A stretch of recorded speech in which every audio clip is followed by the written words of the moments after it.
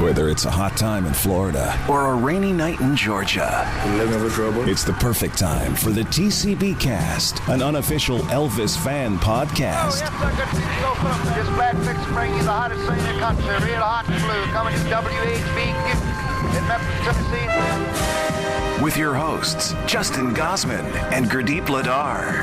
The TCBcast is on the air.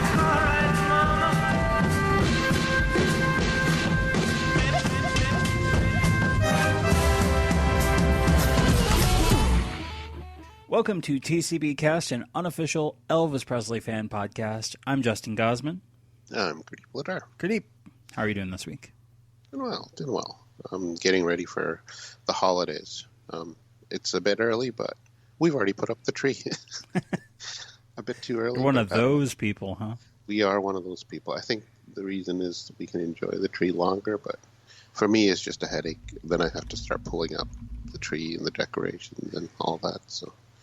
For me, it's not a pleasure until it's up. Then it looks nice. Yeah. Well, to be fair, your Thanksgiving has already passed, so... It has. Ours was in early October. Yeah. And yours is still coming up. It is. So, anything for Black Friday you're looking for? No, not at all. Not at all.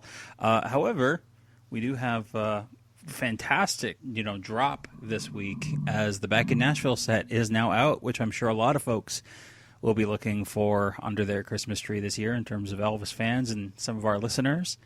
Did you get a chance to listen to any of Back in Nashville? I did. I flipped through the book a bit. Nice pictures. Some of the tracks are pretty fun. So one of my favorite tracks on this whole set is Early Morning Rain. And it sounds really good. Far above the clouds she'll fly, where the morning rain don't fall, and the sun always shines. She'll be flying over my home in about 3 hours' time. I do miss the backup vocals, though. Although there is one person on backup. I don't know who that is. I don't know if you got a chance to listen to it. Yeah. It might just be that they couldn't get it all off. I noticed that. You think so? I noticed that on a few tracks, it seems like there is some residual, even on the ones where they have removed the backing vocals, there's some bleed. Oh, okay. So that might be what you're hearing. I don't have the recording up in front of me. I listened to the first 3 CDs and then kind of poked around on the 4th yesterday. Right. So I haven't gotten a chance to listen to everything. But when you absorb 30 songs all at once, it's tough to remember every detail of every one of them. The Johnny B. Good was funny. I haven't started taking notes yet for next week, but yeah, check out the Johnny B. Good. That was fun. I said, Johnny. No.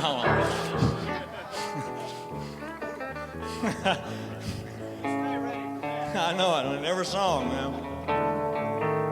Oh, holy night. Da, da, da, da. I tell you, you guys don't do that on Noel. Yeah, it was kind of neat, a little impromptu jam on Johnny B. Good. I thought it was great that the version of Lady Madonna is the full version, which has been out on FTD, but has never been on a mainstream release. They always faded it in, a few seconds into it after the beat your meat joke. You ever learned to beat your meat?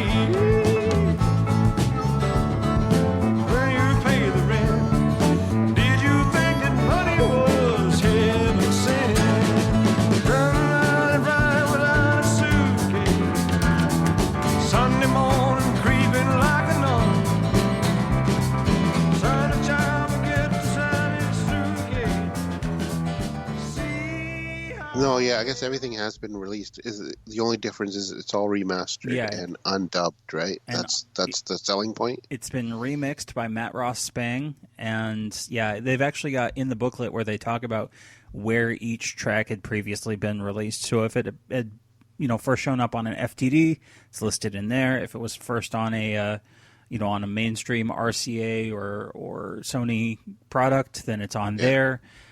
So yeah, they've got it all notated out.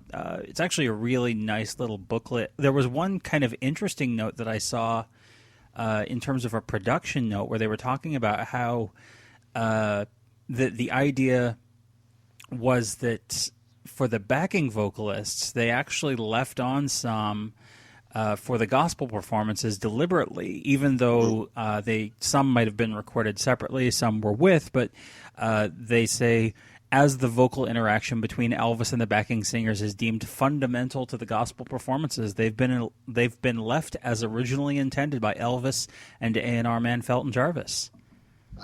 Which is why when you get to that second disc and there's all those gospel recordings, they're still on there. Right. Huh. Okay, that makes sense. Yeah. And while we were talking, I just looked it up. Early Morning Rain did have backup vocalists when they were recording. Yeah. And then they later dubbed in the Imperials. Okay. So there you go. So, it was Mary Holiday, Ginger Holiday, and Millie Kirkham. There you go. There you go. And what were some of the other standout tracks? Having just done "There Is No God But God" recently, a song of the week, that was one that I jumped to right away, and thought that sounded fantastic. Sounded even better than the other versions that I had. It pops. It just sounds brighter overall. They say that God made land and He gave it all to man.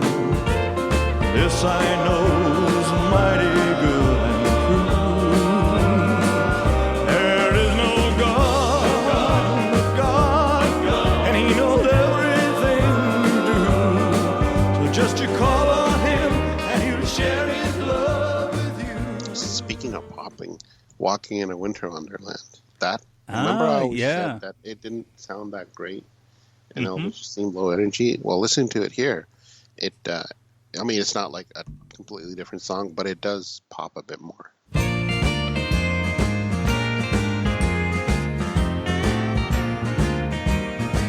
Sleigh bells ring, are you listening?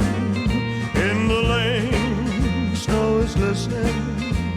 A beautiful sight, we're happy tonight, walking in a winter wonderland. I've noticed that he tends to bring up the guitars a lot in a lot of these mixes, which does a lot to help them. Oftentimes when you go back to those original albums, the guitar parts are very muffled or buried, but yeah, he brings them up and then kind of crisps them up. I really like it. There's just some really fantastic recordings. We're going to get more into the Back in Nashville stuff on next week's episode. I think we're going to start breaking down, give a more full, fleshed out reaction to the stuff and talk a little bit about, I don't know if we're going to do sessions or album reviews overall. I think we're just going to talk like the Back in Nashville review, like properly. Sure. So hopefully everyone out there is enjoying all the stuff included within Back in Nashville. And is there an FTD coming out this month, or did they push it? No. Yeah, there's still FTDs coming out. Okay. Was it Potluck? Was that the one? I think so, yeah. Yeah. Okay. Cool. Yeah, and then, folks probably, we talked about it a little bit on TCBcast now, but for our patrons, but of course, folks probably want to know what happened. I did mention in the episode notes, last week for the compilation that we had that I was out for a family emergency. Right. My mother-in-law passed away, is what the emergency was, and so there was a lot involved in that. But there's actually an Elvis connection that happened while her apartment was getting cleaned out. We actually found, my wife found, the only piece of vinyl that she had in her house. She didn't have a lot of music. We found occasionally, there was a copy of Elton John's "Candle in the Wind" '97 on cassette, unopened. But yeah, my wife got home and she handed me this record, and it's "Kentucky Rain" and "My Little Friend," and the 45. Yeah, the 45. And then tucked within the cover, and the cover is present, so it's not just the 45, just the record itself, but there's a little notepad. Interestingly enough, It's on a one of those, those free little notepads that they give you from like St. Jude Children's Hospital. Oh yeah. Yep. Coincidence that it's on a St. Jude's thing because St. Jude's is in Memphis, and Elvis often was a supporter of St. Jude's. He donated a boat. He did, yeah. And Danny Thomas was the founder of. In fact, it even has on the little notepad thing here, Danny Thomas, founder. But that's beside the point. The point is that on the note, folded in half, and she's got written on there TCBcast. Oh. And what does that mean? Do you think she was listening?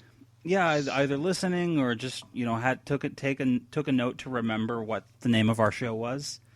Nice. So I've got that here with me, and now, did she ever talk to you about Elvis or no?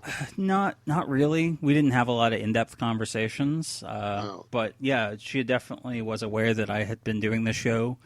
My wife had told her about the show and how it was going, kind of kept her apprised because she was always asking, how are things going in life and with the, around the house and with cats and, as moms and mother-in-laws do. That's weird. My mother-in-law and my wife have probably never talked about TCBcast ever. Like, not ever. She doesn't even know I do this. Yeah. It's weird. Yeah. My wife pretty much ignores TCBcast unless for some reason it comes up like at work, but that's about it. And then she had some video games, old puzzle games and stuff like that, Game Boy, like Tetris and stuff like that. She had a DS to, like the brain games and things like that, just, to have something to do. And we didn't really have a need for those, so we ended up trading them into the local game shop down where she lives. And the guy down there, I've been a customer down there for a long time, but he actually has it's more of a pop culture shop rather than just video games, and so he does have vinyl records, and he does have an Elvis box, and so I often poke through that. And with the money that the store credit that we got, my wife got something, a couple things. Her sister got a game, and then I actually pulled out one album that I'd been eyeing there, but I wasn't willing to put my own money down for. I got the Frankie and Johnny Pickwick album. Oh my God! Why would you do that to yourself? Because it's a meme. Oh, how much did they charge for this? You don't want to know. More than $5. It was if 10. It was more than $5. It was 10. $10? Yeah. But it was store credit, so $10? That thing is not worth. I'd say at most. That's why I wasn't willing to throw my own money down for it. But I love it. $2. Like I'm gonna put this on. I'm gonna play it just for the sake of it because it is it's hilarious. Is it in good condition? It is actually in really good condition. It's not like brand spanking new. There are a few blemishes. There's a notch on it, but it's all there. The the liner and everything is there, or the cover, and the little thing, white liner. In mint condition, it's worth at most $2. In the condition you got it in, 50 cents. Probably, but it's all good. But I as much as we've poked fun at this album, I had never looked at the back of the album before because I've always just seen the digital, like pictures of the front. But the backside has more 70s pictures. There you go. Of course it does. It's got Aloha from 3 pictures from Aloha from Hawaii and then 1 from That's the Way It Is. They just they really doubled down on this is a live album. Frankie and Johnny. Oh, I love it. I'd like to really talk to the people that design these. Is it just no thought put into it at all? Pretty much. Actually, zero. You know what's sad? Creativity. There has to have been thought put into it because the thought was... That's even worse. That's even sadder. Yeah. Because we've talked about this before. The thought was we're going to trick Elvis fans into thinking that it's a live album. Yeah, okay, so you're going to trick... That's fine. But at least have some design aesthetic. That's just horrible. Yeah, just reuse the Elvis now. Yeah, it's just I don't know. It's just, wow. Okay. So I picked that up, and I'm going to give a listen to Kentucky Rain and My Little Friend. Kentucky rain keeps pouring down, and up ahead's another town that I'll go walking with the rain in my shoes.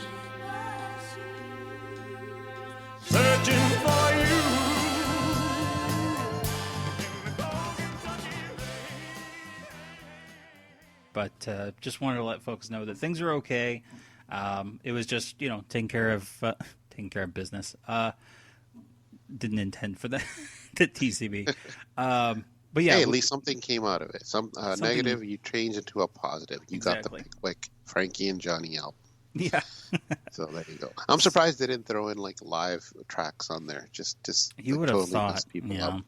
Because they took out some tracks. Yeah, they didn't took out a couple songs too, yeah. Yeah, so why not do it? Oh, who knows? But yeah, so thanks everyone for reaching out. I know that there were some of our listeners that were, messaging and saying, "Hey, is everything okay?" Hope everything's okay. And yeah, we're okay. Never easy to lose, a parent or things like that. But my wife says thank you to all of our listeners as well. Yes, for sure. We've got a new patron over at our Patreon. Want to thank Alex Bonham for joining up over on Patreon. Hopefully you're enjoying early access and all that comes with your Patreon tier. Mm-hmm. So definitely thank you, Alex. Thank you. And we've got one bit of listener feedback this week that came in by our email. Of course, you can always email us, tcbcast@gmail.com. This one comes from Adam. And he says, "Greetings, my name is Adam. I'm a regular listener to TCBcast, and I definitely enjoy all the episodes. I ran across y'all less than a year ago, and I've been trying to get caught up through all of them. I grew up a huge Elvis fan, so I'm very familiar with most topics related to Elvis, his music, and his personal life. You all have fantastic and interesting takes on everything Elvis. There's one topic I've never heard discussed before anywhere. I'm a touring musician, and as I've been in the vehicle with different band members over the years, I've played Elvis's version of Don't Be Cruel from the '68 special just so I could point out what I believe is a hilariously rogue flute player. The flutist is not playing... The flutist is playing this bouncy comedic part all over the song with no regard for the melody and certainly with no taste, in my opinion. That's actually what makes it so funny to me. I can't help but think that anybody who has ever mixed the tracks for that song before a new release just had to be cussing that guy out as they tried to figure out how to turn him down in the mix. One of my greatest Elvis-related regrets happened when I met Steve Binder in Memphis one day. Just a few years ago, he was there in the Graceland gift shop signing autographs at a table, yet nobody even seemed to notice him. I live in Nashville, and one of my day jobs used to be that I took tourists on day trips from Nashville to Memphis. And of course, I ended up at Graceland for hours every day with basically nothing to do. So suddenly there is the iconic Steve Binder. I spoke with him because I have so much respect for him, but I didn't want to take too much of his time, so I moved on. I now regret that I didn't ask who that flute player was. It seemed to be my one chance. Maybe it's just me. Maybe this random flute part perfectly suits Don't Be Cruel.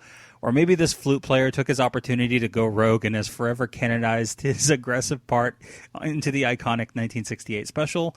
If you find this topic somewhat interesting, and if you decide to listen to the song and come to the same conclusions I did, I would love to hear this brought up in a future episode. My goal would be to figure out who this guy was. Maybe he's still living. Maybe he's still hanging in out in a coffee shop outside of Burbank, talking to a barista about that one time he sabotaged one of Elvis's biggest hits with a totally rad flute solo on national TV. And the Colonel, Steve, Elvis, nobody ever said anything about it.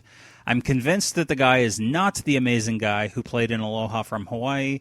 Now, that guy played with control and taste. Hope you enjoyed these musings. If I never hear the subject brought up, I will continue to enjoy TCBcast regardless. Thumbs up. Have a blessed week, Adam. Baby,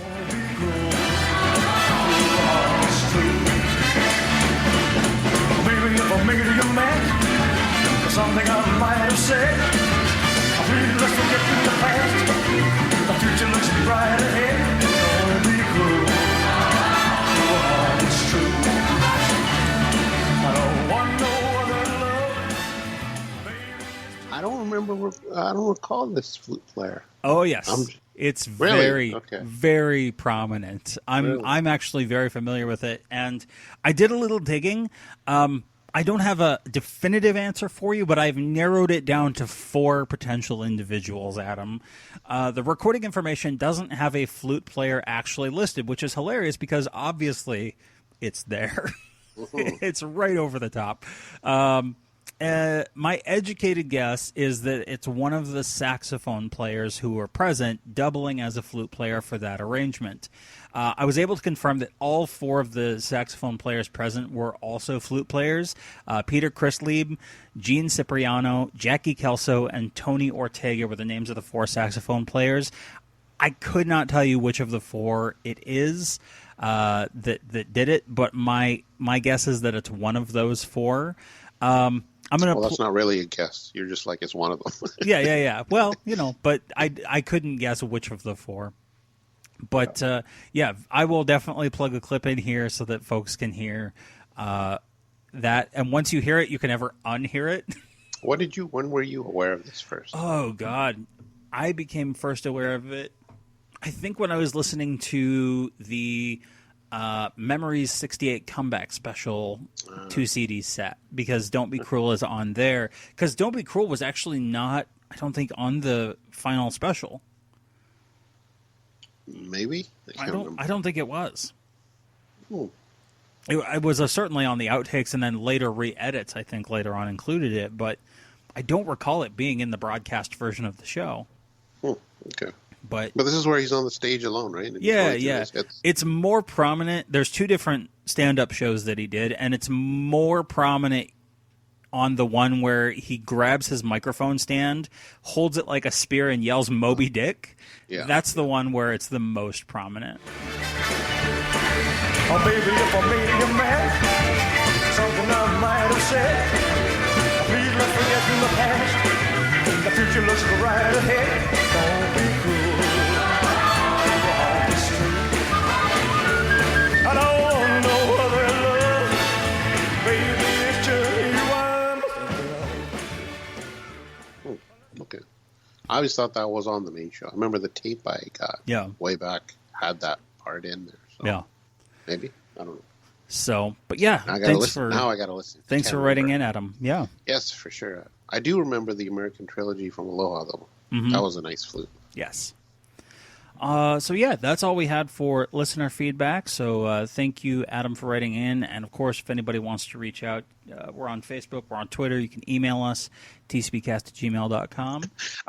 I like the idea of that flute player, like now somewhere he's like talking about it. Yeah. Like someone would even remember, like, hey, do you remember the 68 special? The flute? That was me. That was me. I was that guy. And people looking at him like he's a crazy guy. Also, to add on to that, it probably wasn't just a guy going rogue. I'm sure that Billy Goldenberg actually arranged it that way and just didn't realize how terrible it was going to sound in retrospect. Because those arrangements... They've rehearsed it, right? Yeah, they rehearsed it. Those arrangements are very 1968. Like, they're very much of their era, trying to sound contemporary. And they do sound contemporary if you're in 1968. But other than that, they sound very dated. Right. Okay. Well, people could say we're very dated as well. Yeah. Especially me. So, all right, so what's our topic? Yeah, so this week, with this month being Thanksgiving in the U.S., I wanted to do a thank you to some of our, to one of our patrons who's been on for a long time. Every month we have the Patreon poll for both Song of the Week and for main topic, and they get voted upon, and there haven't been too much that this has happened to, but there was one topic that got suggested very early on this year and never quite hit the top spot. There was at least a couple months where it was like narrowly, like it was in second place. It almost got enough votes. But I wanted to make sure that we got around to covering this topic. So we are going to do a regular Patreon pick poll episode this month, but I wanted to give a shout out to Mark for this topic. We're going to dive into the history and life of an artist, another African-American artist who had an influence on Elvis in the early 60s, Chuck Willis.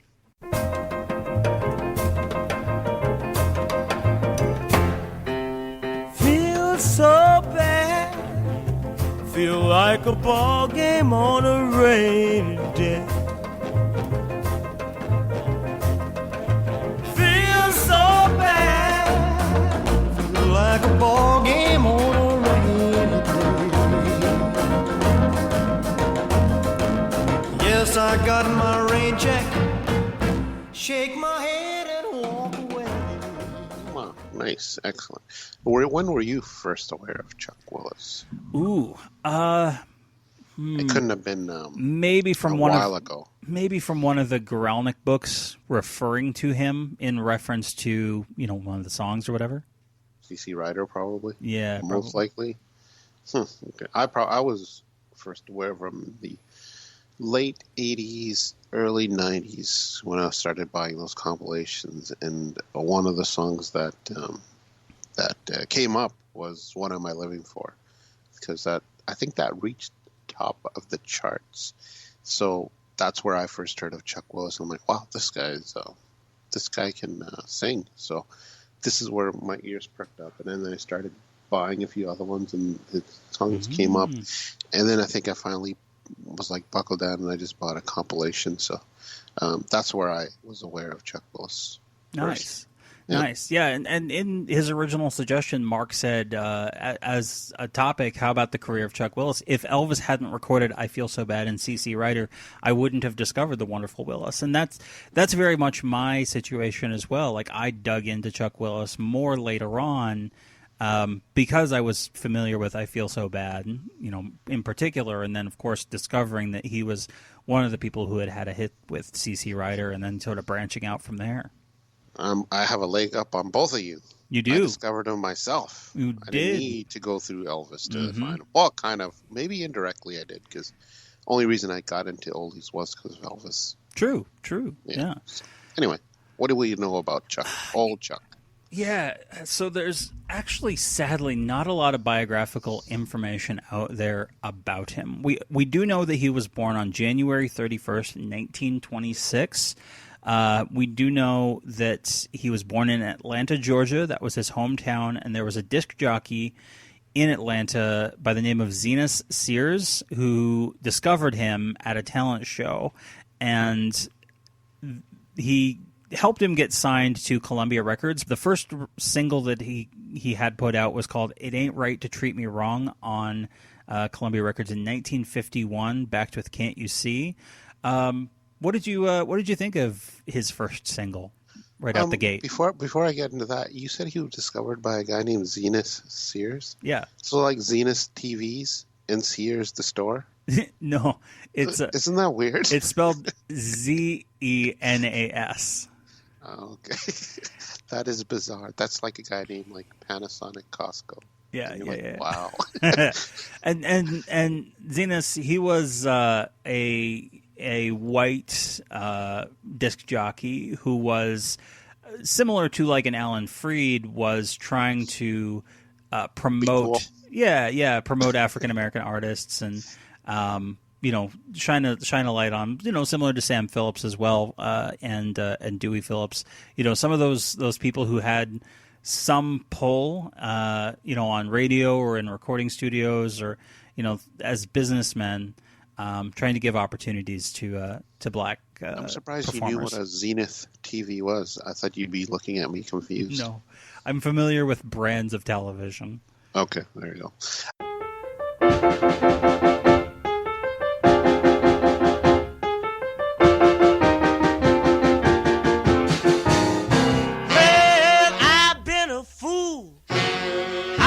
Your slave, but before I do it again, I'd rather be dead and in my grave. It ain't right to treat me wrong. It ain't right to treat me wrong. Well, if you don't want me, baby, why don't you leave me alone? It ain't right to treat me wrong. Yeah, it's not too bad. It has that blues style. That style that was going on during that period. Although it doesn't really stand out from the pack, it's still good. What did you think? That was my sort of vibe as well. Is that like it's so early, yeah, and I think he's just doing like, well, let's just do what's familiar and what's popular, rather than something distinctly his own. Yeah, which later he would. It's certainly not a bad performance, but it is very much in line with sort of those late 40s, early 50s. Like, it's very bog standard, blues type material. But his next single, because his first single was actually released on Columbia proper. Well, then there was a shuffling around at Columbia where they relegated him to the OK subsidiary label, which is where they kind of segregated out their black artists. And his first single there is one called I Rule My House.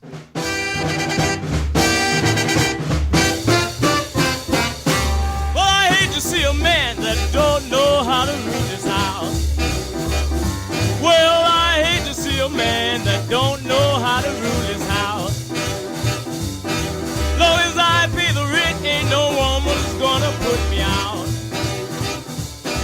I'm a man, I'm a man, I'm a man and not a mouse.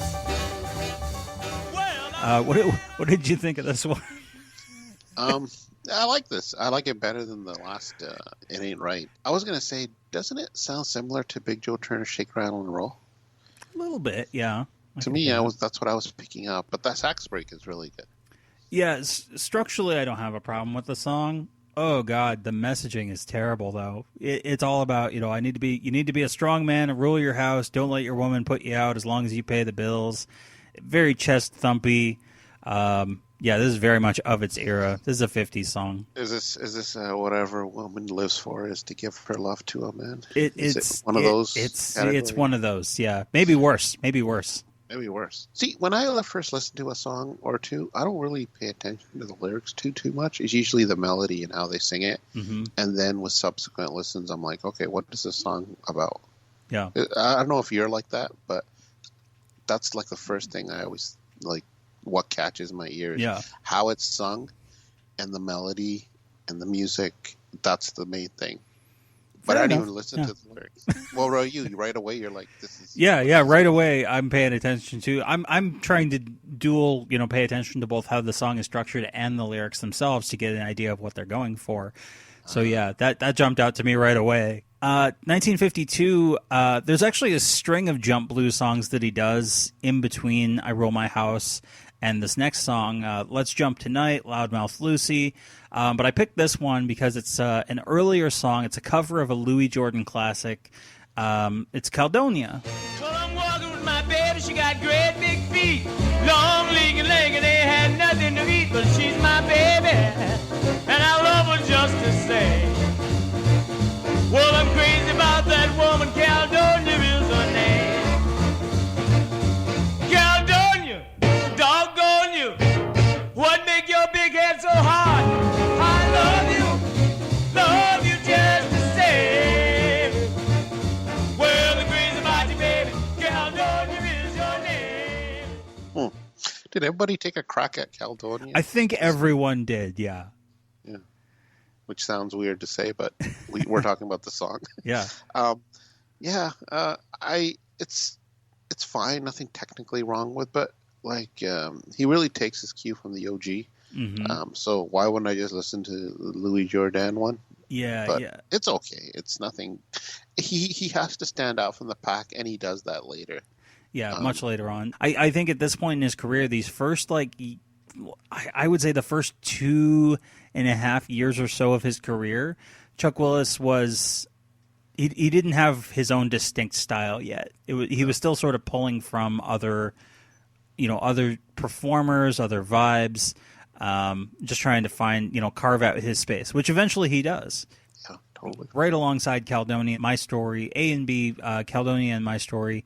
My Story was his first hit, peaked at number 2 on the R&B chart, and this became the title of a number of retrospective collections later. People, with no imagination, just rolling with the one that sounds like it, is a biographical type story. Nobody cares. Nobody knows. I'm going to tell you just how my story goes. I lost my baby. Where is my baby? She's the one I love.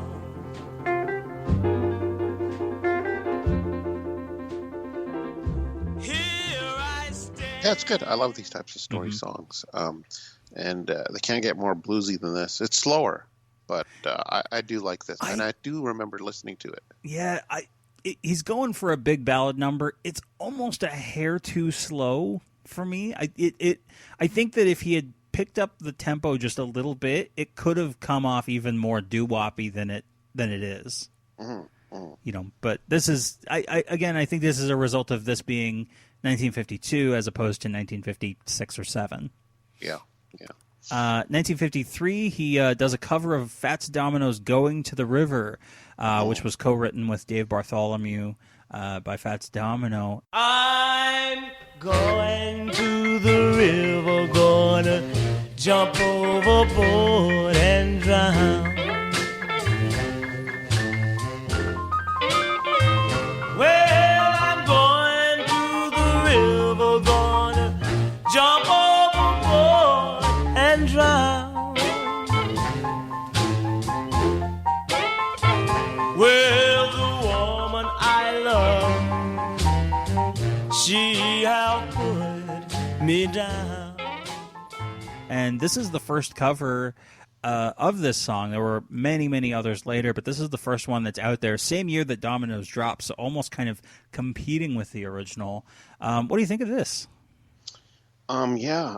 This could be a great doo-wop song if only he added some backup vocals.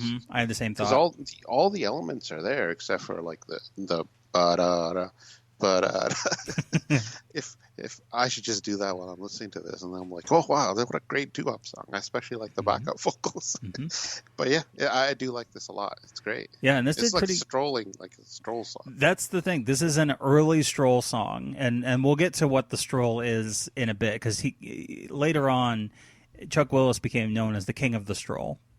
And this one, was another similar, pretty sizable hit for him, reached number 4 on the R&B chart. And then he follows it up with sort of an answer song to Going to the River. It's almost identical melodically, but he does the song Change My Mind. Well, I changed my mind.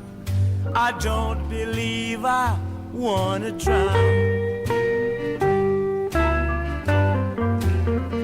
Well, I changed my mind.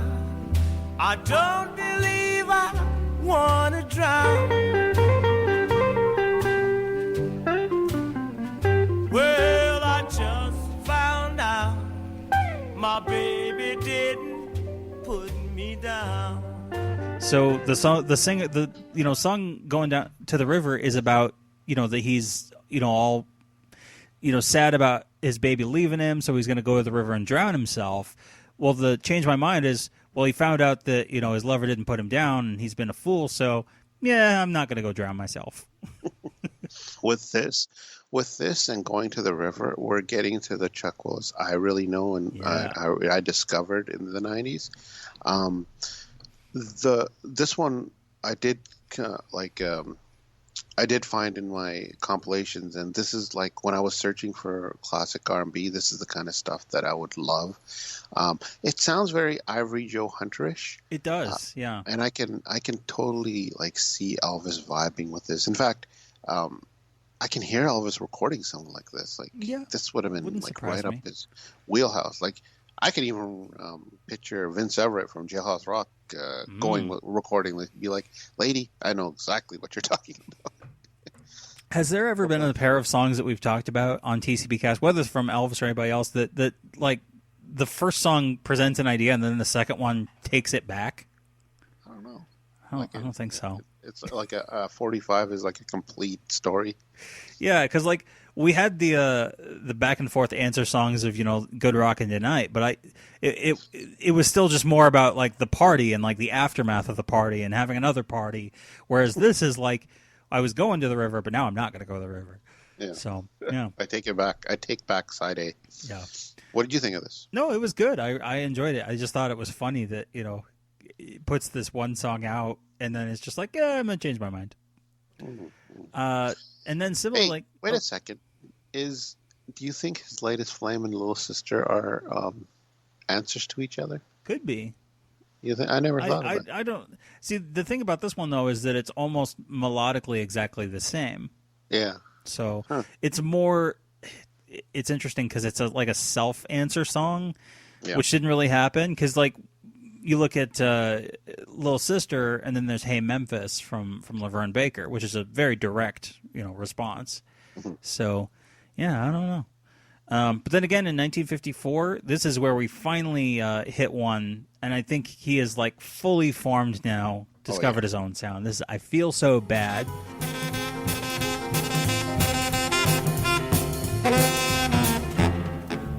Ooh, people, that's the way I feel.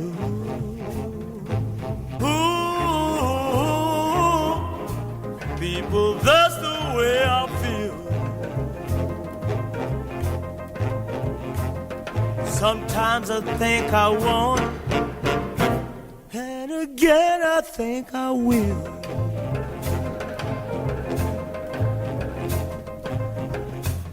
It kind of comes out of nowhere when you actually go through his discography. He's narrowing in on something very distinctly him. I think I talked about this during my Song of the Week. Yes, yeah. I love it. I like the whole calypso, Rhumba type beat, so catchy.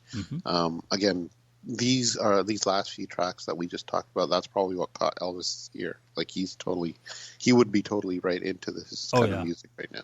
Totally. And this was a top 10 R&B hit. I think it's very evident from how Elvis directly pulled the arrangement from Chuck Willis's version. That he was definitely paying homage back to Chuck when he got around to it. It just elevated Elvis's version. Yeah, much more polished, given the fidelity of what RCA was able to do. That it was 1960. And it's in stereo. So, Now, at this time, around this time, he decides he's been a songwriter for a while, but he decides to start writing for other performers as well. And he's, as a touring musician, he's out there performing with a lot of other artists. One that he's been working with is Ruth Brown. And she actually directly requests that he write a song for her.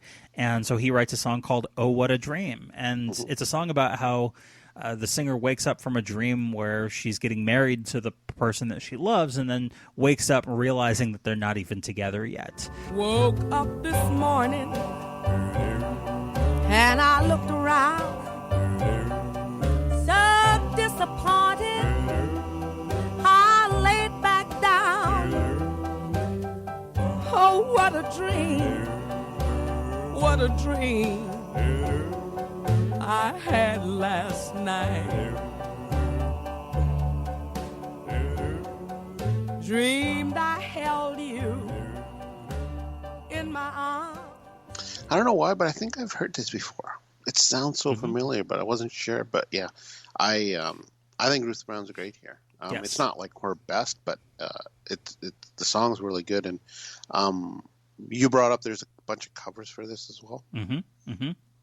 Yeah, Patti Page did a version, of course, and then Conway Twitty as well. Going on the country side of things, country rockabilly side of things.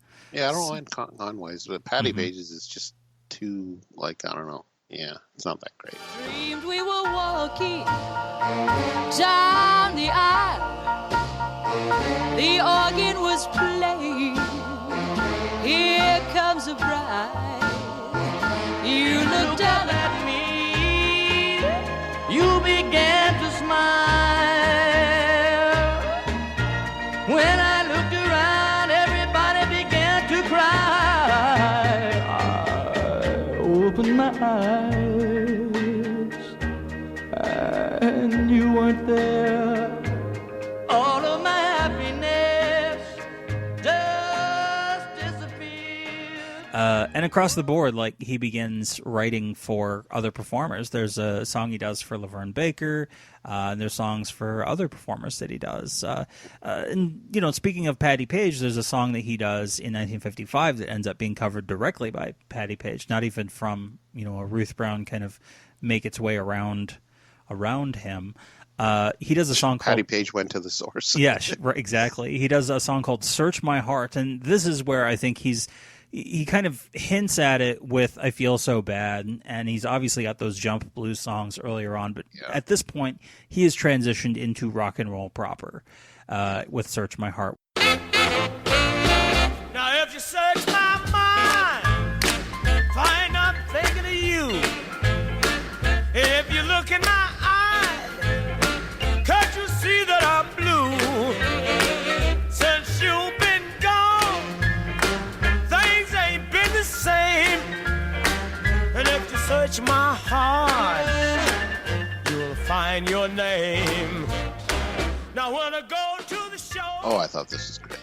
In fact, this is like stuff that like Clyde McPhatter and Jackie Wilson would excel at later. Mm-hmm. It just sounds like their type of song, and it's great. I think have heard this on that compilation, and then I listened to that Patty Page one, and I was like, wow, she really takes the heart out of the song, doesn't she? When I go to the show where we used to go, I get so lonesome, can't go there no more, 'cause I've been used to just holding your hand, and if they hold my hand, you'll understand. So yeah, she does a cover, and around this time, again, he's writing for like the Close Your Eyes for the Admirals, Peace and Love for the Five Keys, From the Bottom of My Heart for the Five Keys, Sugar Sugar for the Cadillacs, a lot of doo-wop stuff, a lot of R&B stuff. During 1956, he has his final single at OK. 2 Spoons of Tears and Come On Home is the A and B side. And then he ends up being dropped from Columbia and from OK. And thankfully, he's able to get signed up to Atlantic Records because chart-wise, he hadn't been having a lot of success with his singles. Certainly, on the R&B charts, he was having some minor success, but it had been, I Feel So Bad had peaked at number 8 for him. And then he pretty much doesn't really have another hit again until he's on Atlantic. So they basically were just like, well, you've given us as much as you can, so we're going to drop you. And yeah, so he gets signed up with Atlantic, and then the first single out on Atlantic hits number 3 on the R&B chart. It's Too Late. It's too late, she's gone. It's too late, my baby's gone. Wish I had told her she was my only one. Lord, it's too late, she's gone. It's a weak man. I think I first heard this, the Buddy Holly version of this, Mm-hmm. way back. Like This was maybe his most influential outside of CC Rider. Yeah, like way back in the day I heard it. But for me, it was like, it wasn't a standout Buddy Holly song. Mm-hmm. But when I heard the Willis version, I was like, this is the version. Like, this totally stands out. And I'm like, wow, this I'm adding to my rotation because that's how good it is. Because the song wasn't just ho-hum for me from the Holly version. But yeah, this is really good.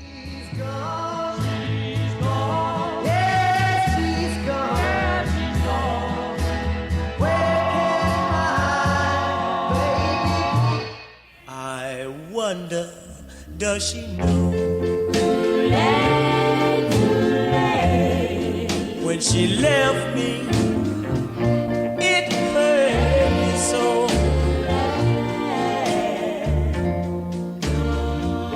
I need your loving. Yeah, and we'll go on to be covered by Roy Orbison, Otis Redding, Les Paul and Mary Ford, Ruth Brown, Charlie Rich, just sheer doo-wop, just straight up. This was, again, I think what was happening too, you have a record company who's willing to put promotion behind him and actually do something with him. But he continues to put out some really great material.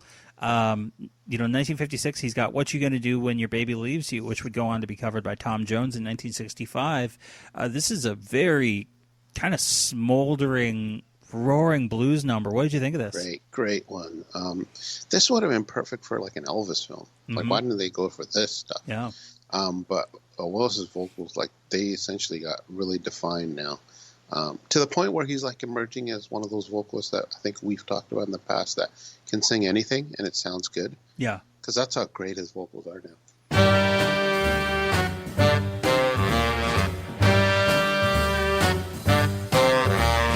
While you're running around balling, playing the clubs every night, you ought to be home with the one who loves you.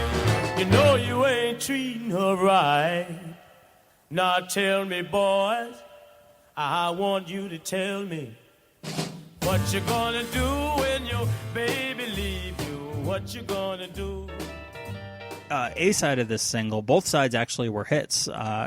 Shows how strong this single was overall. Because what you're going to do with When Your Baby Leaves You goes to number 11, and then Juanita goes to number 7. And Juanita, my note was Gurdip will probably like this because this is peak like doo-wop Chuck Willis pre-stroll like music. Still I keep calling your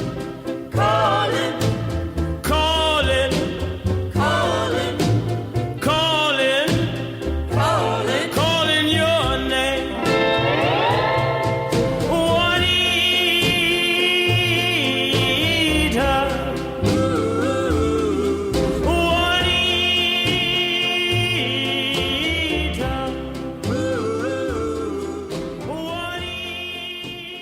This is a great song. And again, I'm pretty sure I heard this. Not sure where. Some Probably compilation, one of my 1,000 of doo-wop compilations that I kept on purchasing. I was in a purchasing tear when I really got deep into doo-wop. I would just go everywhere and look everywhere for something. Mm-hmm. So much that I started buying vinyls that weren't issued on CD just so I can get all the doo-wop that I can. And then I realized it's pretty much impossible. You realized you have a problem. I had a problem, yeah. I should be institutionalized. But Juanita is great. There's a lot of songs called Juanita that are doo-wops. Yeah, no, it's fantastic. But then he has his biggest crossover success yet. Atlantic puts out his version of CC Rider, classic old blues number that I think Chris and I talked about when he was on a little bit.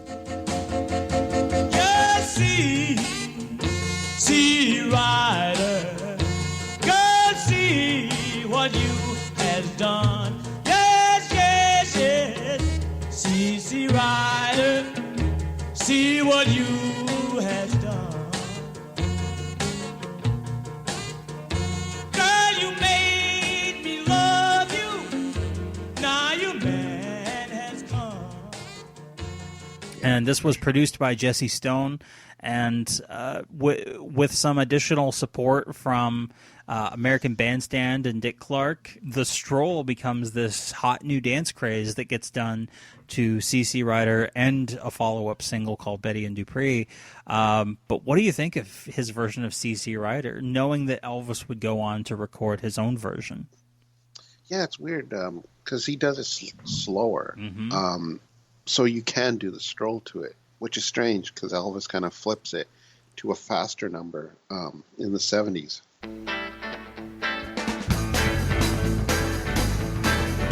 I said, see, Rider, oh, see what you have done.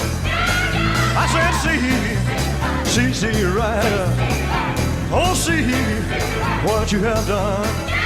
Oh, girl, you made me.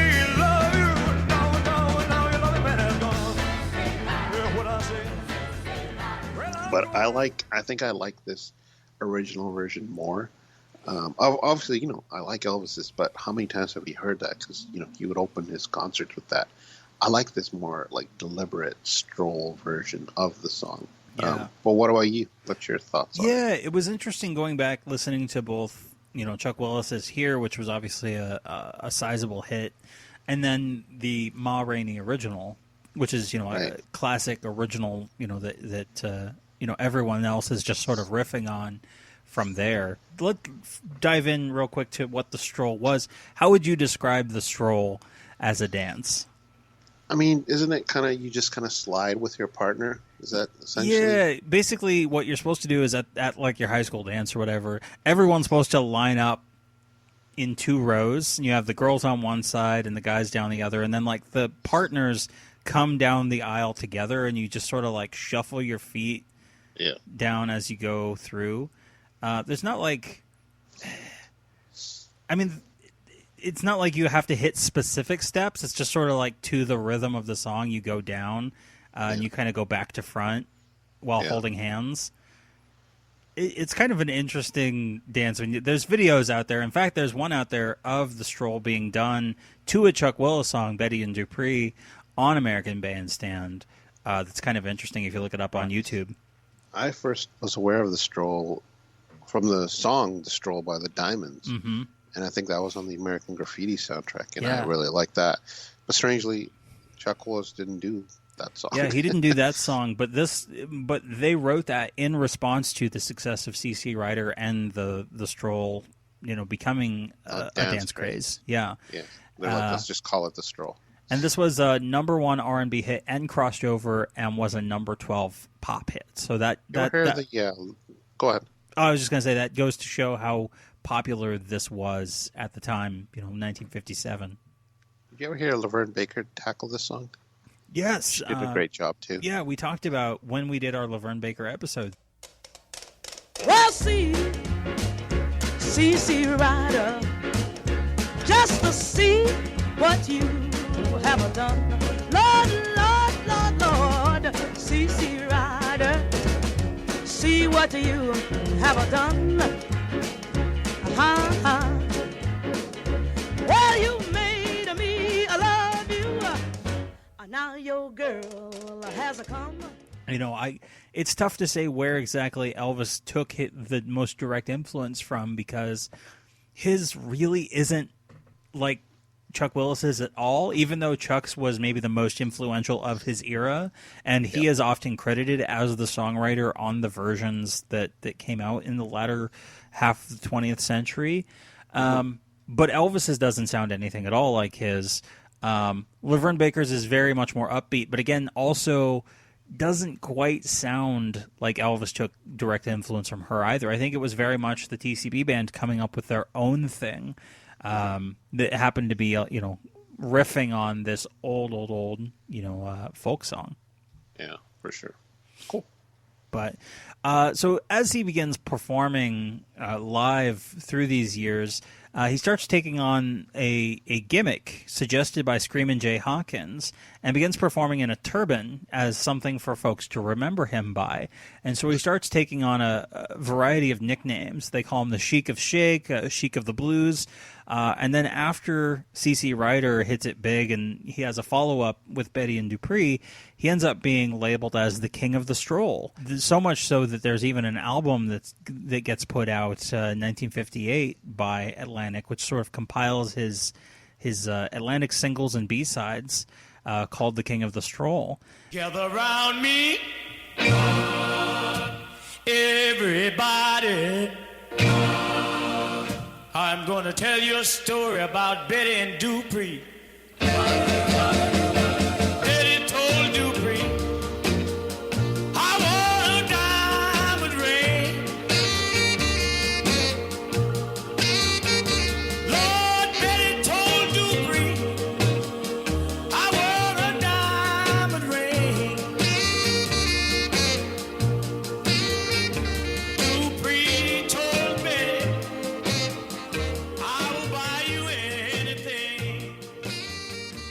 But just a quick aside, on the little bits of biographical information that we have, he does have a brief stint as a television host for a local show in Atlanta, Georgia, featuring musical guests and kind of short dramatic sketches. According to his manager, Zenas Sears, wrote the sketches and the stories and the dialogue while Chuck would sing the songs. Unfortunately, to our knowledge, none of these have surfaced over the years or have been preserved. It's possible that some archive down in the South has something, but I would very much doubt it. I since doubt they were made live kinescopes of Yeah. these. A lot of these shows probably just went by the wayside. I wonder if Zenas provided the TVs for the show. Yeah. Go on. Wow. You're really on with your dad jokes this morning. I know. Hey, What do you expect? I was total dad mode last night. I had to go to the mall, had to pull up the decorations. It was it's the whole thing. Fun. Yeah. But as his career is progressing, he becomes a very meticulous songwriter and becomes very proud of his work as a songwriter, both of his own songs that he records, but also the ones he puts out for others. And according to the stories that I was able to find, he would isolate himself away, whether that was a hotel room or his house, and he would not come out of his room until he finished a song that he was working on. So as he gets into 1958, he has his next biggest single, even more so than CC Rider, peaks at number 9 on the Billboard pop charts, number 1 R&B. What Am I Living For?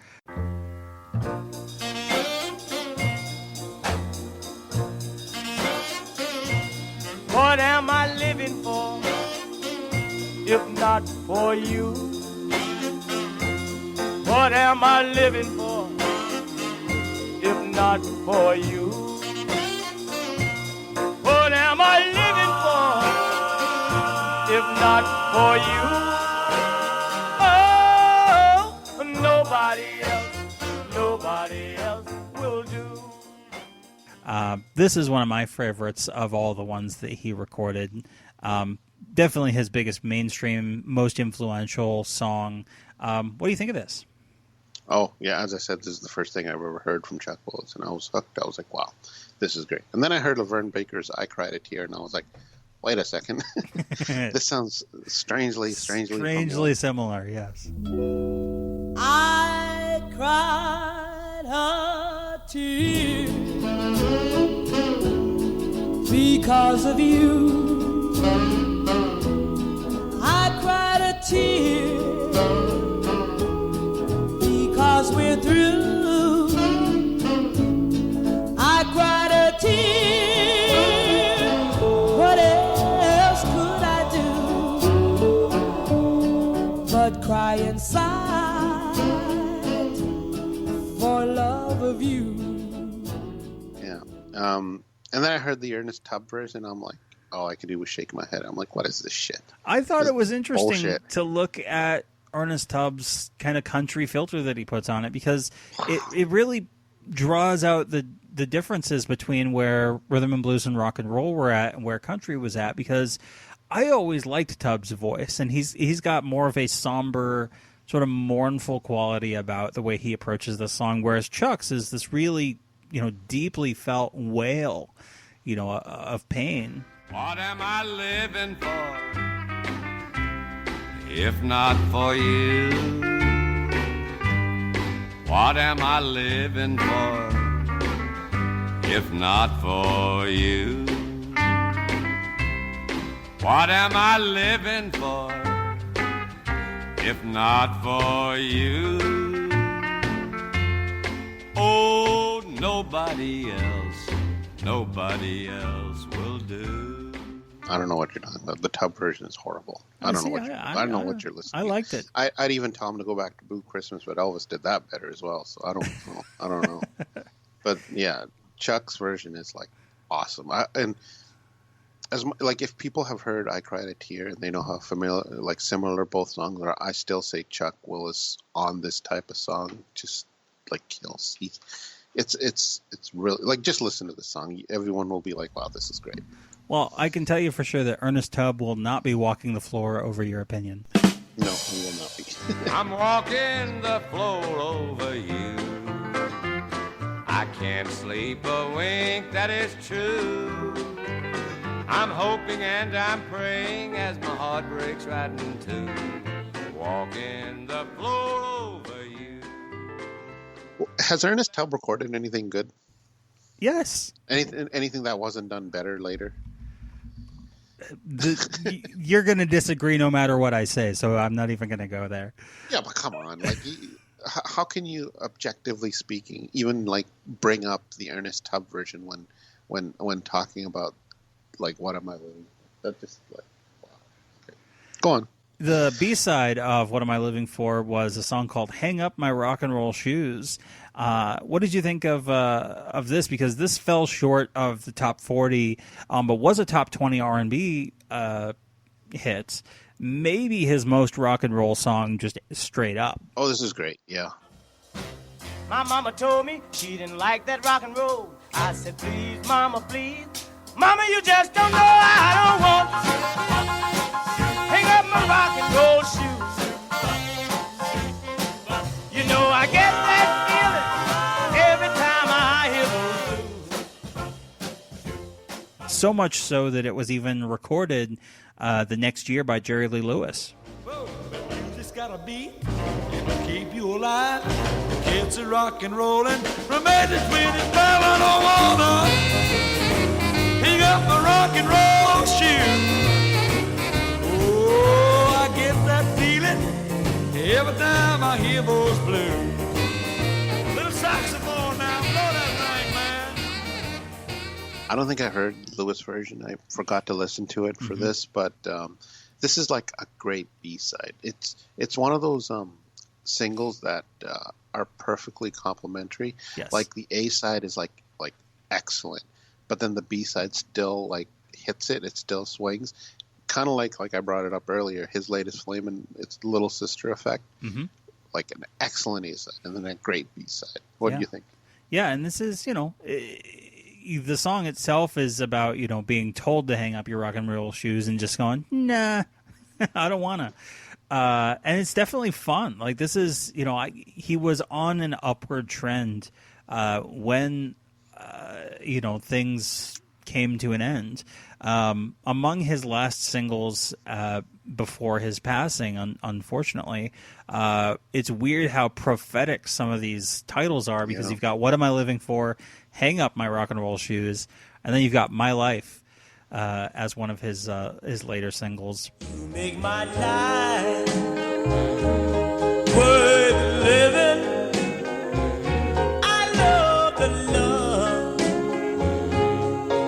you've been given. You make my whole life a wonderful life to be living. And of all the ones that we've talked about, this is the one that I think Elvis would have done a fantastic job on, kind of knocking it out the park. I can almost imagine, this being 1958, this, him dropping this on the record player in Germany or something. Hearing the news about Chuck Willis. What do you think of My Life? I wish he would have tackled this during his American sessions. Yeah. Imagine how that would have sounded. Yeah. I like this. This is really good. These self-reflective music and songs are excellent. The vocals, again, top-notch. Definitely. And I have heard this before. Definitely. So, yeah, as I was talking about, he's in sort of an upward swing with having this massive single that's extremely popular in What Am I Living For and Hang Up My Rock and Roll Shoes, even more so than C.C. Rider. And Atlantic puts out the King of the Stroll LP. They issue a couple shorter 4-track extended plays that are under a number of titles. There's one like Rock with Chuck Willis, another one called What Am I Living For? And then amid his success, following C.C. Rider, OK comes out and they're like, well, shit, we got all these old masters. Let's put out an LP just to compete with Chuck's own product, his new product. So they put out an album called Chuck Willis Wails the Blues, sort of a dick move on the behalf of Columbia, who, threw him away as soon as he wasn't having success there. Atlantic puts a little effort behind him, and so they, try to compete with it. Kind of like Sun putting out Johnny Cash stuff. Exactly. Johnny Cash moved on. Yep, exactly. And then, unfortunately, what happens is that, he is known to have had some alcohol use issues. He had stomach ulcers. It was a long-standing health issue. Caused internal bleeding one time, and one time he wasn't able to get help. It ultimately proved fatal. He died April 10th, 1958, in Atlanta. Way too young. Just a couple of months after turning 30 years old. That's how fast he went away, and very untimely passing. When someone goes that young, it's very tragic. Yeah. And if you listen to his voice, it doesn't sound like it came from someone who's young, like just under 30. No, even when you go back to his stuff, from the very, very beginning of his career, in 51, he sounds like he's, in his late 30s. He's got a very mature voice or something, Atlantic put out one final single posthumously called Just One Kiss. I had you take a listen to this. What did you think? Man, what a way to end a career! Like just like a song to go out on. This is fabulous. So, yeah, nothing else for me to say. It was just so great. We just wanna be from the wedding march. We just want her from love and my darling. Yes, I was. You're the one I am thinking.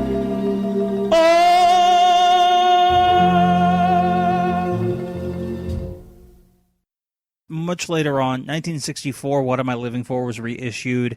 CC Rider was reissued in 1973. But his career kind of got sat there. 1962, Atlantic put out a compilation of a few of his hits called I Remember Chuck Willis, and then it had a collection of handful of like previously unreleased material, including Just One Kiss. And it has a photo on the front of his headstone in the cemetery, so it's very much a memorial type album. Isn't that kind of morbid? I don't know, morbid and kind of gauche to use a person's tombstone or headstone as cover of an album. It's better than a picture of Vernon and Colonel Parker standing out front of Graceland. Yeah, that was wow. Talk about bad decisions. It's like, I'm going to pick up this album with two old dudes on the cover. Oh, yeah. There's some compilations that came out later on. The first major posthumous compilation in 1980 was one called Chuck Willis, My Story. And this had liner notes by Peter Guralnick, who at that time wrote that he thought of Chuck Willis as one of the least well-known names of early gospel blues ballad singers. And, he gave a pretty good breakdown of what he could get in terms of interviewing Zena Sears and Ruth Brown and a few others that actually knew Chuck. But even then, the biographical information there is pretty sparse. His hypothesis is that if Willis had continued to live into the late 70s, early 80s, maybe he would have ended up with a gig in Vegas or stopped performing altogether to focus on songwriting. Yeah. And 1988, there was a 5 LP comprehensive collection of his work called Chuck Willis, My Story, which collects both his OK and Atlantic material. I found on Discogs, this was the most helpful in terms of getting a checklist of like, okay, am I finding all of his music to poke through, make sure we're getting the good stuff. And then what's cool is that there's a 2016 digital collection from Jasmine Records that pulled together not only his Atlantic singles, the A-sides and the B-sides, but also the songs that he wrote for other artists, as well as various covers of his songs, including Elvis's version of I Feel So Bad. Yeah. And for the most part, if you go on YouTube, you can find most of Chuck's stuff, just kind of hunting and poking around on that. But yet there's really not a lot of biographical information I was able to find. I couldn't find if he had any children, any relatives, anything like that. I couldn't even find, names of his parents, siblings. Very sparse information out there, and it's a shame because he gave us some excellent music. What do you think overall, looking back on Chuck Willis's career? Yeah, man, it's like he started out slow, but then just burned so bright that he was gone so quickly. I just wanted to point out one song that you never added to the notes that he wrote. Is called "The Door Is Still Open" by the Cardinals. It was a doo-wop song. Excellent song. I don't even know Chuck wrote it. Yeah. But just looking at it, I was like, oh, crap, he wrote this? I was like, wow. Check that out. You are to me like the honey in door is still open to my heart. But yeah, as I said, he burned bright. But wow, I'm considering his career only lasted like a few years. He had a lot of influence, and especially influenced Elvis a great deal. So much so that he had to bring up his songs later in his career. So yeah, well, I mean, and that's the thing that's most notable about Elvis, covering "I Feel So Bad" right away. He wants to pay homage back to Chuck. When I listen to that recording now, I don't just hear this awesome, R&B type number. I recognize that Elvis is paying homage to someone whose music he loved. People, that's the way I feel.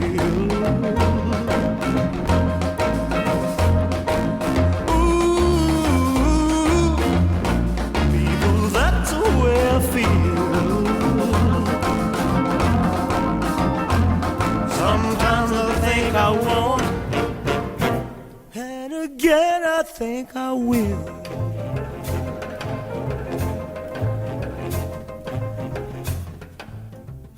yeah, for sure. It's funny you say that, because yeah, I totally hear that too now. Now that I knew that Chuck did the original and all that. Mm-hmm. Absolutely. Sweet. So, thank you again to Mark for suggesting this topic. And, definitely recommend that folks go out, check out Chuck Willis's music. There's not a lot out there. It's pretty easy to track down all of his music pretty quickly, but you won't be disappointed by what you find. It's fantastic stuff. I just pulled through. I've got my whole folder, and I think I've got pretty much all of his songs, his entire discography, and it's less than 80 songs. So it's a very small discography, but excellent material. And that's our topic for the week. All right, let's head to Song of the Week. Now, ladies and gentlemen, Elvis Presley. Well, since my baby left me, All the memories are linger in my heart. Ooh, I feel my temperature rising. He wrote upon it, return to sender, address unknown. But the man who can sing when he hasn't got a thing, he's a king of the whole wide world. Viva, viva Las Vegas. All right, well, I picked a song that people don't not like. I thought, why not mix it up a bit this week? So I picked There's No Room to Rhumba in a Sports Car. Ooh. 1963 from the Fun in Acapulco soundtrack.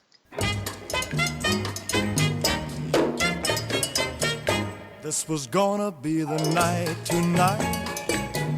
I was gonna get to hold you tight, but I guess we didn't plan it right. I never stood a chance. We couldn't dance, 'cause there's no room to rumba in a sports car. You can't move forward or back.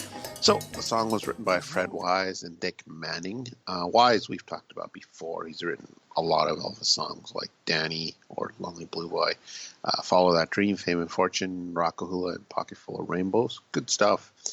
And Manning was a Russian-born songwriter, studied at Juilliard School of Music. He wrote for artists like Perry Como, Sammy Kaye, Kitty Smith, songs that you would know, songs like Hot Diggity and Papa Loves Mambo and It Takes Two to Tango. He also did the English version of the Hawaiian Wedding Song. That was all courtesy of Dick.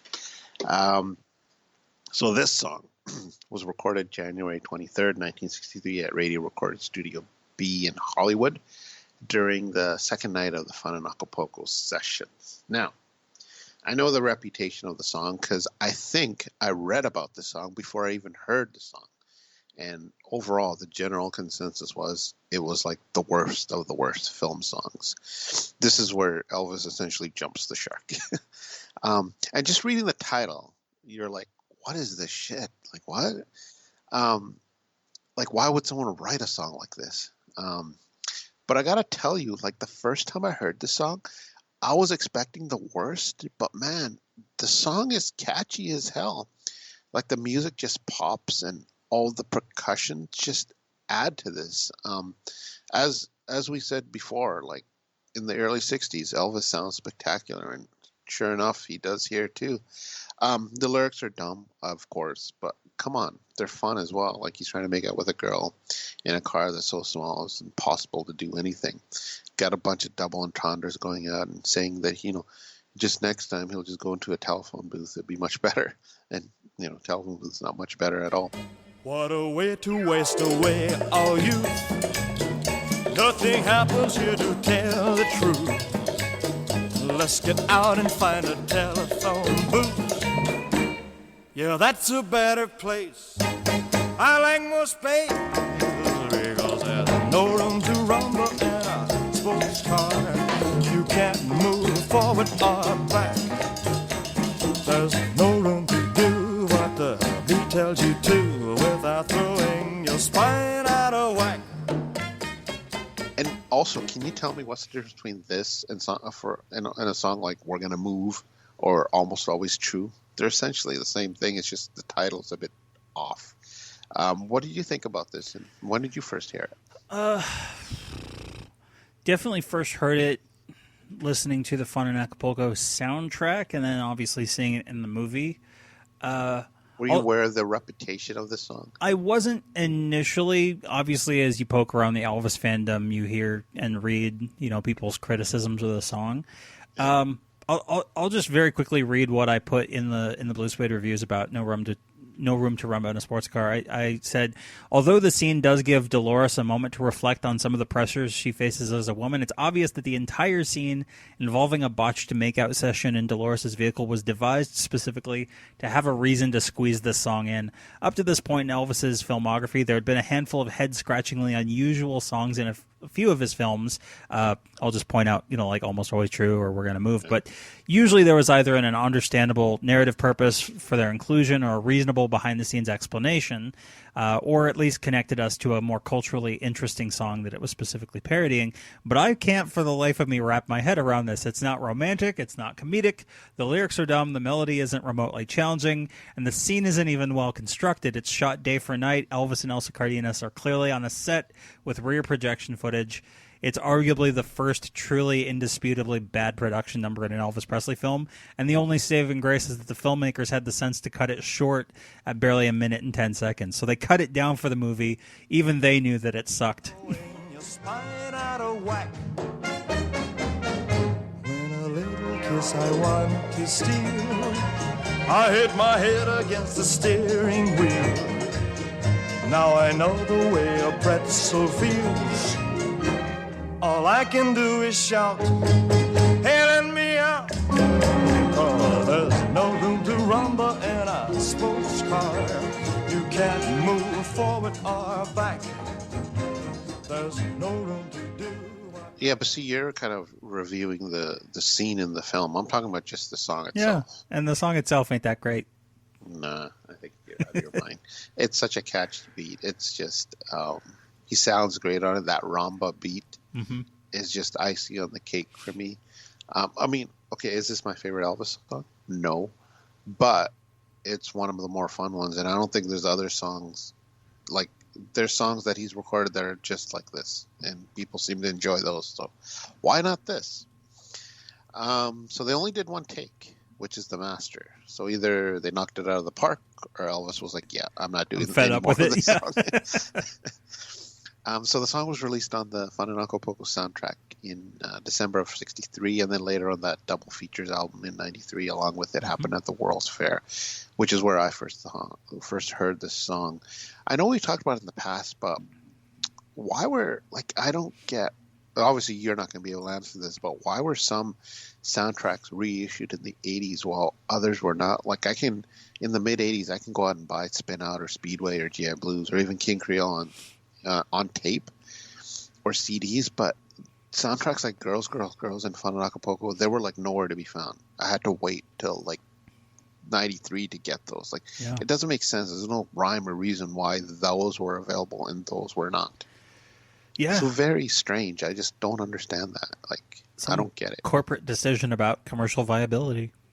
And then this was featured on that infamous Elvis's Greatest Shit album in '82, which I think we should review just on a lark. That would be fun. Oh yeah, definitely, yeah. Because I like even as much as I've criticized songs like "There's No Room to Rhumba in a Sports Car," I think taking it within the context of the film, I could see why they felt they had to go with it. I don't agree with them including it in the film, and I certainly can tell that Elvis didn't really enjoy it. It's not a particularly well-structured song, because oftentimes you get the excuse that, like, oh, well, it's a situational song. Well, that only works if the situation isn't contrived for the purpose of having the song. So, like, the thing about this song is that it's written for this scene, but the scene wouldn't be there if they didn't have the song to plug in there. So like for me, I just listen to it without the scene. I don't really care about the scene at all. Yeah. But there are others. There are others on that album that I can make a better case for, that they are actually situation specific and related to the plot, not just in there just to have a scene with a song like this one. And as you said, you can check out Elvis singing the song.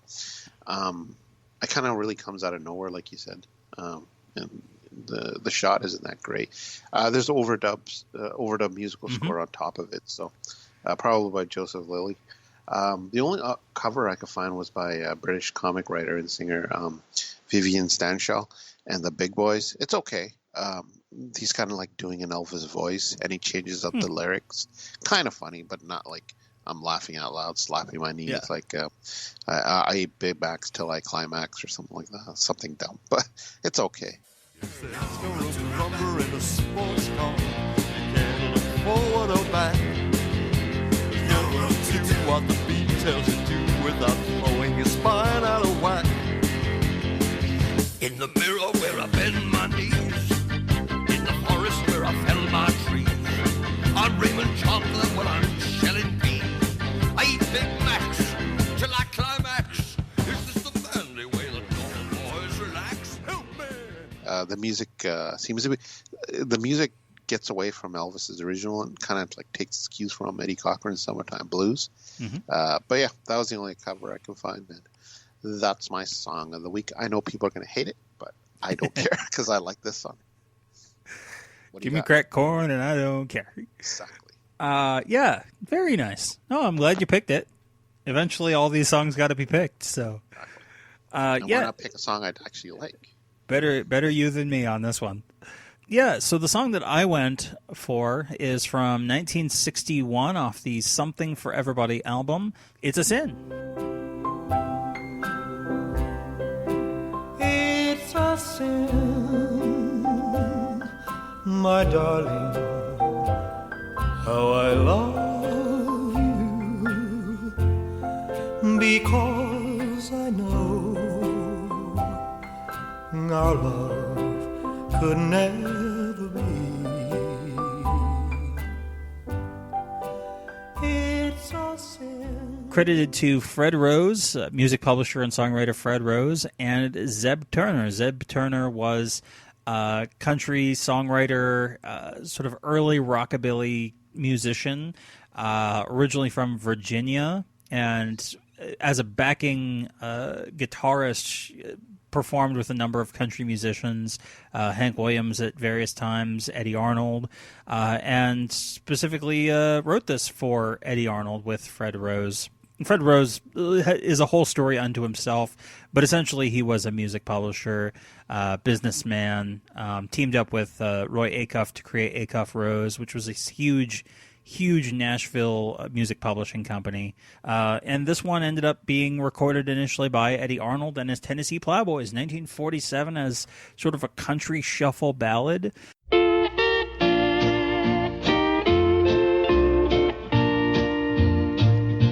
It's a sin, my darling, how I love you, because I know our love can never be. It's a sin to keep this memory of you when silence proves that you've forgotten me. Have you heard Eddy Arnold's original version of It's a Sin?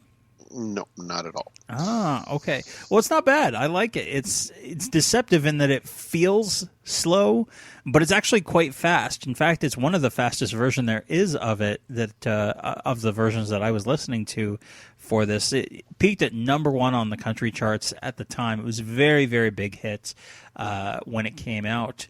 Subsequently, in 1950, Ivory Joe Hunter, we were just talking about Ivory Joe Hunter earlier, he recorded a version of It's a Sin that peaked at #10 on the R&B charts. It's much, much, much slower, more of a ballad. It is sort of bluesier. It would be very easy to say, oh yeah, Elvis took influence from Ivory Joe's just because it's slower, but I don't think so, because none of the phrasing carries over to Elvis's version. Elvis is kind of doing his own thing. But it's not bad. I really, really liked Ivory Joe Hunter's version of It's a Sin.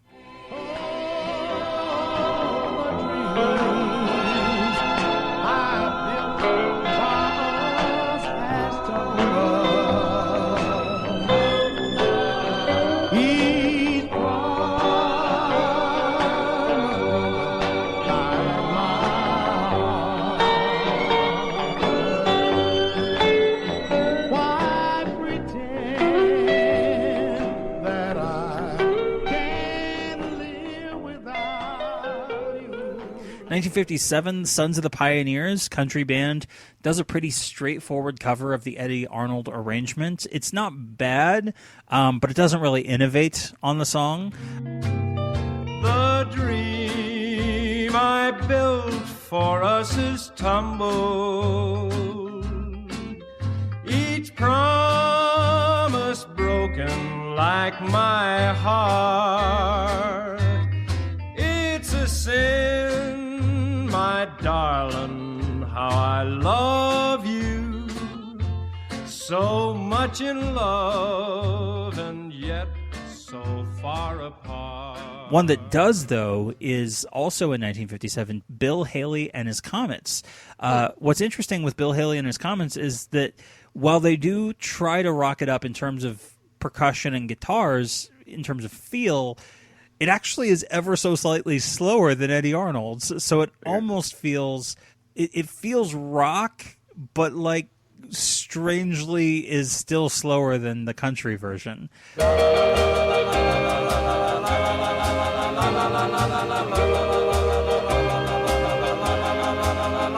It's a sin, my darling, how I love you,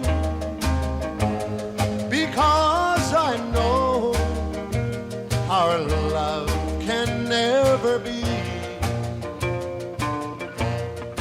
It's a sin. It's not bad. I actually really like this. I don't know that I would put it above Eddy Arnold's, and I definitely wouldn't put it above Elvis's. But it's not bad. I didn't mind listening to Bill Haley's version. And then Elvis's, he recorded It's a Sin March 12th, 13th overnight session, 1961, as they were basically laying down the entire Something for Everybody album. And this was, just to connect this to our main topic, was recorded immediately following I Feel So Bad at the session. It's a sin to keep this memory of you when silence proves that you've forgotten me.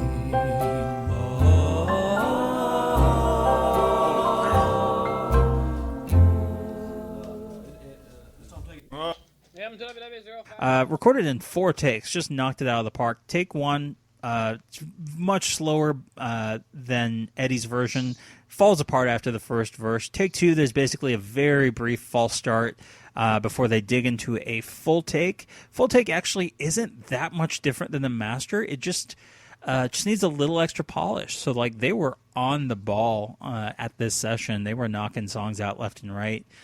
Take 3.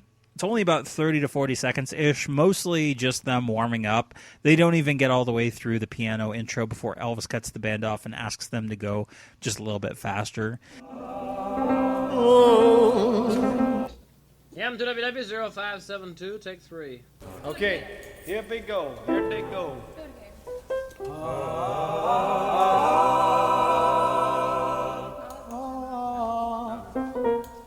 anybody going down there? Hold it just a second. Come on. 3, 4.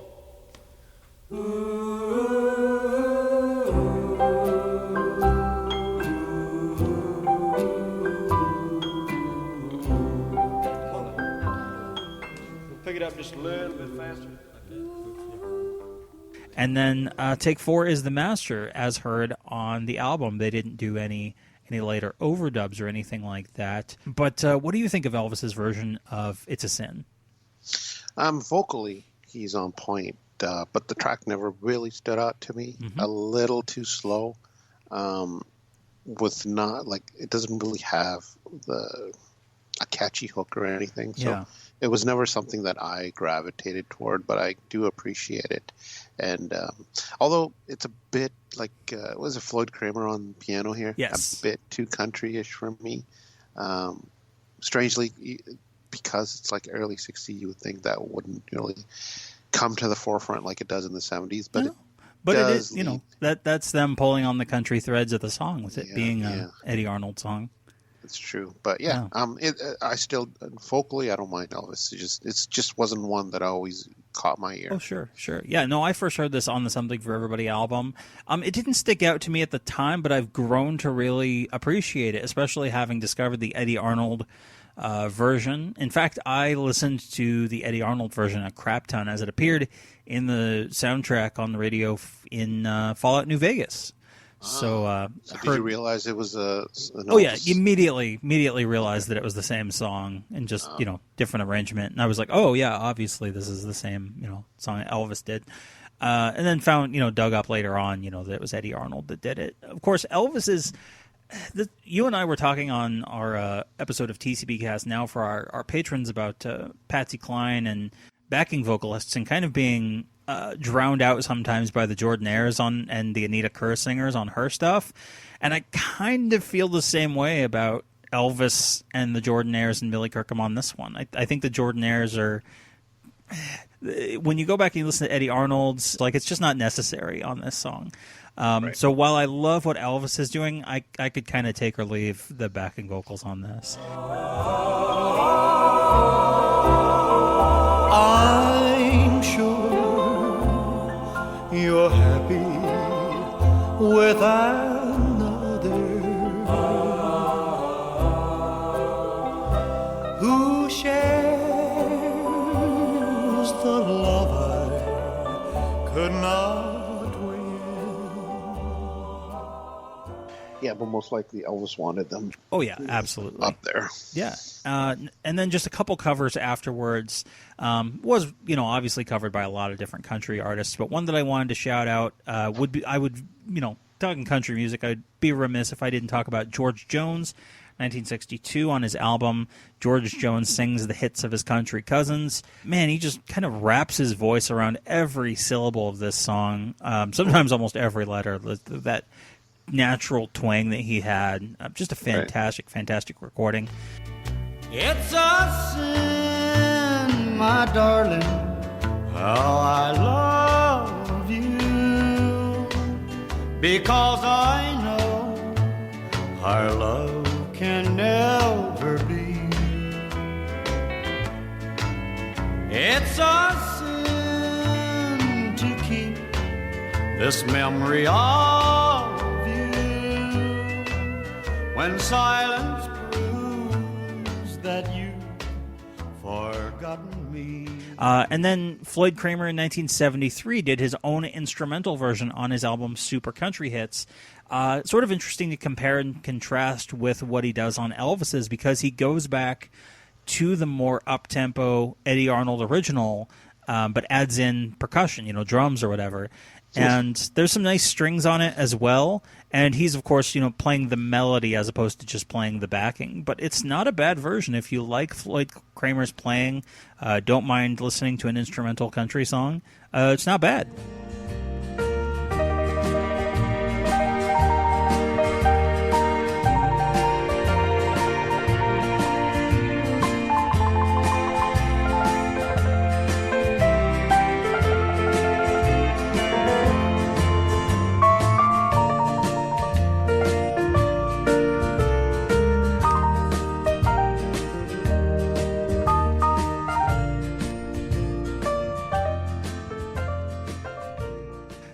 But yeah, that's my song of the week. It's a Sin. Elvis obviously never went back and did the song again. But, revisit it. Yeah. But it's one that I like, and definitely recommend folks dig into, I would say, Eddy Arnold's, Ivory Joe Hunter's, and Elvis's. Cool. Awesome. All right. Well, that's your song of the week, and that's our episode for the week. If people want to comment on our topic, Justin, how can they do that? Yeah, of course, you can write in tcbcast@gmail.com, and of course, we're on Facebook and Twitter. And if people want to join our Patreon, how can they do that? Yeah, you can support the show over at patreon.com/TCBcast. You get all sorts of goodies, bonus content, exclusive episodes of TCBcast now. We actually have something really cool that I'm doing for the main feed.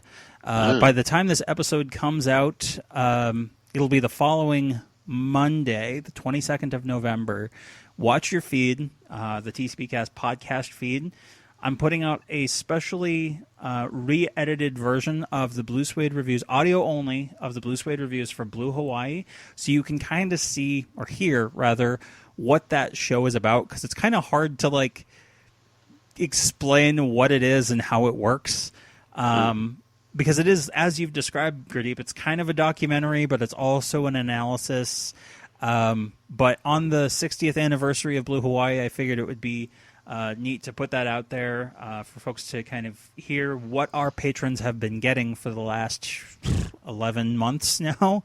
Monthly reviews of Elvis's movies, in-depth reviews of Elvis's movies.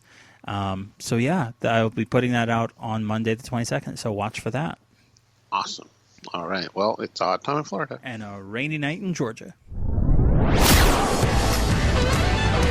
You've been listening to the TCBcast, an unofficial Elvis fan podcast. Justin Gosman and Gurdip Ladar have left the building. Someone must have stomped on his head with those blue suede shoes. Thank you and good night.